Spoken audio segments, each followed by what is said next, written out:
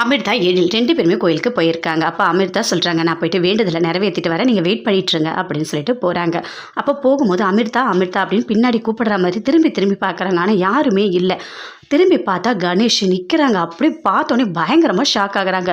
என்ன இது அப்படின்னு சொல்லிட்டு கிட்ட வந்து சொல்கிறாரு, நான் தான் அப்படின்னு சொல்லிட்டு அப்படியே பயப்படுறாங்க. என்ன அப்பயே இல்லை, என்னை பார்த்து நீ பயப்படாத, நான் உயிரோடு வந்துட்டேன், கணேஷ் உன்னோட கணேஷ் அப்படின்னு சொல்கிறாரு. அதை கேட்டோடனே பயந்து அப்படியே ஓடுறாங்க. ஓடி வராங்க. என்னாச்சு அமிர்தா அப்படின்னு சொல்லிட்டு கேட்குறாரு எழில். அங்கே பாருங்க அப்படின்னு கையை நீட்டி அப்படியே பார்க்குறாங்க. என்ன சொல்லு அப்படின்னு சொல்லிட்டு அப்படியே மயக்கம் அடிச்சுட்டு விழுந்துட்டாங்க. அப்படியே கை தாங்கி பிடிக்கிறாரு எழில். அங்கேருந்து கணேஷ் வராரு. வந்தவொடனே கணேஷை பார்த்தோன்னே எழில் இன்னும் பயங்கரமாக ஷாக் ஆகுறாரு.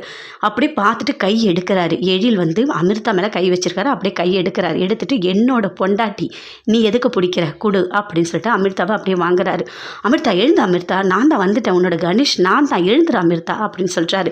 அப்படியே பார்க்குறாரு. எழில் எதுவுமே பேசல. பயங்கரமாக ஷாக் ஆகி அப்படியே பார்க்குறாரு. அமிர்தா எழுந்துரு அப்படின்னு சொல்லிட்டு எழிலும் சொல்கிறாரு, கணேஷும் சொல்கிறாங்க. 2 பேருமே மாற்றி சொல்லிட்டு இருக்காங்க.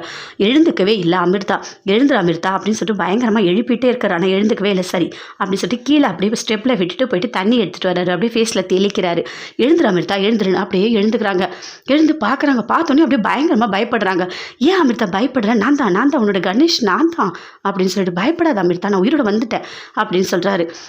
அதை பார்த்தோன்னே அப்படியே எழில் பக்கமாக போகிறாங்க. என்ன இது அப்படின்னு சொல்லிட்டு அதுக்குள்ளே கரெக்டாக கணேஷோட அம்மா அப்பா 2 பேருமே வந்துட்டாங்க. என்னடா பண்ணிகிட்ருக்க அப்படின்னு சொல்லிட்டு கேட்குறாங்க. உடனே நிலா பாப்பாவை கேட்குறாரு, எதுக்காக நீ குழந்தைய கேட்குற அப்படின்னு சொல்லிட்டு எழில் கேட்குறாரு. குழந்தையெல்லாம் தர முடியாது அப்படின்னு சொல்கிறாரு. என்னம்மா நடக்குது இங்கே அப்படின்னு சொல்லிட்டு எழுந்து ஓடி வராங்க. கணேஷோட அம்மா பின்னாடி ஒளியிறாங்க அமிர்தா. என்னதுமா இதெல்லாம் பார்க்கவே முடியலையே அப்படின்னு சொல்கிறாங்க. 2 பேருமே அப்படியே நிற்கிறாங்க. எதுவுமே பேச முடியல. கணேஷ் அமைதியா இரு அப்படின்னு சொல்கிறாங்க. ஏன் அமிர்தா நீ பின்னாடி ஓடுற? இதுதான் நம்ம குடும்பம். இது அப்பா அம்மா நான் நிலா பாப்பா, இதுதான் நம்ம குடும்பம். நீ எங்கே போகிற? எங்கேயும் போகக்கூடாது அப்படின்னு சொல்கிறாரு. அப்படி கிட்ட வராரு. ஐயோ அப்படின்னு சொல்லிட்டு ஓடி போய் எழில் பின்னாடி நிற்கிறாங்க. என்ன அமிர்தா என்ன பண்ணிட்டு இருக்க? நீ ஏன் அவன் பின்னாடி போய் நிற்கிற? நான் தான் உன் வீட்டுக்காரு அப்படின்னு சொல்கிறாரு. அதை கேட்டோன்னே என்ன இல்லை அப்படின்னு சொல்லிட்டு அப்படியே பயந்து போயிட்டு எழில் பின்னாடி நிற்கிறாங்க. எழில் என்ன சொல்கிறதுனே தெரியல. அப்படியே பார்க்குறாரு. எதுவுமே அவர் பேசல. அம்மா பாருங்கம்மா, அமிர்தா போயிட்டு அவன் பின்னாடி ஒளியிறா. என்னோட அமிர்தா வீட்டுக்கு வர சொல்லுமா, என் கூட வாழணும், என் பொண்டாட்டி என் பொண்ணு, நான் விட முடியாது அப்படின்னு சொல்லிட்டு பயங்கரமாக கத்துறாரு. எதுவும் கத்தாதுடா, கொஞ்ச நேரம் அமைதியாக இருடா, சொல்கிறத புரிஞ்சுக்கடா அப்படின்னு சொல்லிட்டு அவங்க அம்மா எவ்வளவோ எடுத்து சொல்கிறாங்க. அதெல்லாம் முடியாதுமா, முடியாது, எனக்கு அமிர்தா வேணும் அப்படின்னு சொல்லிட்டு பயங்கரமாக கத்திட்டு இருக்காரு. எதுவுமே சொல்லலை. எழில் எதுவுமே பேசல. இருடா, இப்போதான் நீ தான் வந்திருக்கன்னு தெரிஞ்சிடுச்சுல்ல, அதுக்கப்புறம் நம்ம நடக்கத்தை பார்த்துக்கலாம், நீ ஃபஸ்ட்டு வீட்டுக்கு வா அப்படின்னு சொல்லிட்டு அவங்க அம்மா அப்பா 2 பேருமே அப்படியே கணேஷை பிடிச்சி வீட்டுக்கு கூட்டிகிட்டு போகிறாங்க. வீட்டில் எல்லாருமே பயங்கரமாக டென்ஷனாக இருக்காங்க. அப்போ கேட்குறாங்க பாக்கியா கிட்ட, இதெல்லாம் எப்போ நடந்துச்சு அப்படின்னு சொல்லிட்டு. இதெல்லாம் ஏற்கனவே நடந்தது, ஆனால் என்னால் தான் எதுவுமே சொல்ல முடியல அப்படின்னு சொல்லிட்டு. ஆனால் அவன் என்ன சொல்கிறான், அமிர்தா குழந்தை 2 பேருமே வேணும்னு சொல்கிறான். கடவுளே, எங்களுக்கு மட்டும் ஏன் இவ்வளோ கஷ்டத்தை கொடுக்குறக்க? இப்போ தான் செடியினோட வாழ்க்கை இப்படி ஆயிடுச்சு, இப்போ எழிலோட வாழ்க்கை, எங்களுக்கு மட்டும் ஏன் இவ்வளோ சோதனை பண்ணிகிட்டு இருக்கேன்? எங்களால் இதெல்லாம் தாங்கவே முடியல. இதெல்லாம் எங்கேயாவது நடக்குமா? ஊர் உலகத்தில் எங்கேயாவது நடக்குமா? நான் பேப்பரில் படிச்சிருக்கேன், எங்கேயோ படிச்சிருக்கேன், ஆனால் இது எங்கள் வீட்லேயே நடந்திருக்கே. அது எப்படி இறந்த உயிரோட வருமா? அந்த பொண்ணு எப்படி தாங்கும்? இந்த பிரச்சனை எப்படி சரியாகும்? எழில் இவ்வளோ நாள் கழிச்சு இப்போ தான் கஷ்டப்பட்டு 2 பேரும் சேர்ந்து வாழ ஆரம்பிச்சிருக்காங்க. அதுக்குள்ளே இவ்வளோ பெரிய பிரச்சனையா அப்படின்னு சொல்லிட்டு ஈஸ்வரி ஒரு பக்கம் ஷாக் ஆகுறாங்க. அப்போ ராதிகா சொல்கிறாங்க, என்னது இது, எப்படி தான் அவன் தாங்க போகிறான்னு தெரியலையா அப்படின்னு சொல்லிட்டு அவங்க ஒரு பக்கம் பேசிகிட்டு இருக்காங்க. எல்லாத்துக்குமே காரணமே நீ தான் பாக்கியா, நீ தான். நல்ல பொண்ணு கிடைச்சது, நல்ல பணக்கார பொண்ணு, நல்ல டிகிரி முடித்த பொண்ணு கிடைச்சது. கடைசியில் மனமேடையில் அந்த பொண்ணை வேணான்னு சொல்லிட்டு இந்த அமிர்தாவை பிடிச்சி நீ தானே கல்யாணம் பண்ணி வச்ச. யார் பேச்சை என்னைக்கு நீ கேட்டிருக்க? நீ பண்ணுறதுனால தான் எல்லாரோட வாழ்க்கையும் அழிஞ்சிருக்கு. எல்லாத்துக்குமே காரணமே நீ தான் பாக்கியா அப்படின்னு சொல்லிட்டு பயங்கர கோமா ஈஸ்வரி பாக்கியாவை திட்டுறாங்க.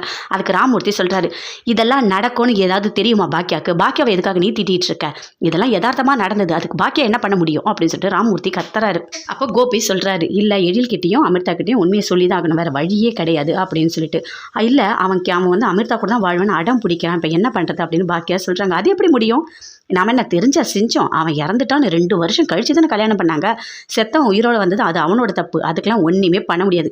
எழில் கூட தான் அமிர்தா வாழணும், அப்படி தான் பண்ண முடியும் அப்படின்னு சொல்லிட்டு செடியன்னு சொல்கிறாரு. எல்லாருமே பார்த்துட்ருக்காங்க. சரி ஃபோன் பண்ணி பார்க்கலாம் அப்படின்னு சொல்லிட்டு ஃபோனை எடுக்கிறாங்க. அதுக்குள்ளே அமிர்தாவோட அம்மா வந்திருக்காங்க. அமிர்தாவோட அம்மா எல்லாரையும் உள்ளே பார்க்குறாங்க. ஐயோ விஷயம் தெரிஞ்சிடுச்சா அப்படின்னு சொல்லிட்டு பயங்கரமாக ஷாக் ஆகுறாங்க. உள்ளே இருக்க எல்லாருமே பார்க்குறாங்க. என்ன பண்ணுறது என்ன பேசுறது எதுவுமே தெரியல.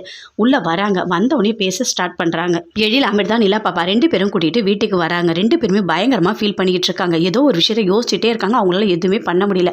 அப்படியே வீட்டுக்கு வராங்க. வந்தவொடனே வா அப்படின்னு சொல்லிட்டு பாக்கியா கூப்பிடுறாங்க. ஆனால் எதுவுமே பேசல. என்ன ஆச்சு, எதுவுமே பேச மாட்டேறீங்க அப்படின்னு சொல்லிட்டு பாக்கியா கேட்குறாங்க. எதுவுமே பேசாமல் எழில் போகிறாரு.